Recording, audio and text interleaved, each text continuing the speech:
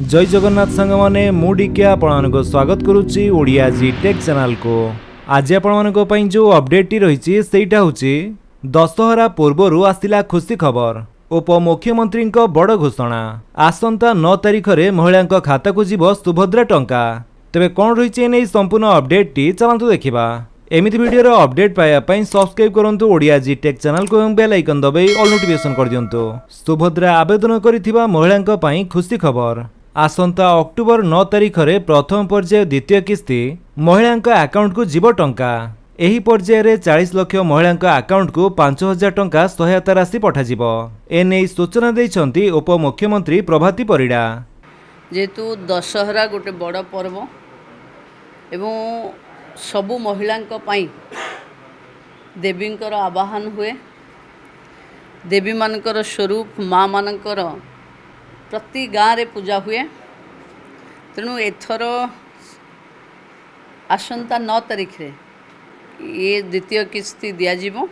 बारिपदारू यार शुभारंभ करिवे मुख्यमंत्री मोहन चरण माझी। सुभद्रा योजनार प्रथम एवं शेष हिताधिकारी को सम्मानित हेबे। सेहिभଳି सुभद्रा प्रसंग रे उपमुख्यमंत्री प्रभाती परिडा कहिसंती एही योजना रे एजे 96 लाख महिला आवेदन करि सारिसंती। आउ किछि दिन भितरे 1 कोटी आवेदन मिलिबो। सरकार 1 कोटी महिला को निश्चित सुभद्रा सहायता प्रदान करिवे। कहा पाखकु आग जाइछि आउ कहा पाखकु पछरे जाउछि। मात्र समस्त योग्य हिताधिकारी महिला निश्चित ए सहायता राशि पाइबे। तेणु जो माने आवेदन करिसंती धैर्य धरी अपेक्षा करंतु। ई केवाईसी जांच पाई टिके समय लागुछि। 25,11,000 महिला को प्रथम किस्ती टंका दे सारिछु। आसंता मार्च 8 अंतर्जातीय महिला दिवस रे द्वितीय किस्ती टंका प्रदान करिजिबो बोली स्पष्ट करिसंती प्रभाती। उल्लेखयोग्य गत 17 तारिख रे राज्य रे सुभद्रा योजनार शुभारंभ होइतिला। भुवनेश्वर जनता मैदान रे आयोजित एक कार्यक्रम रे प्रधानमंत्री नरेंद्र मोदी एही कार्यक्रमर शुभारंभ करथिले। राज्य में 25 लाख महिला सुभद्रा योजना रे सामिल हुई सहायता राशि पाई सारिछंती।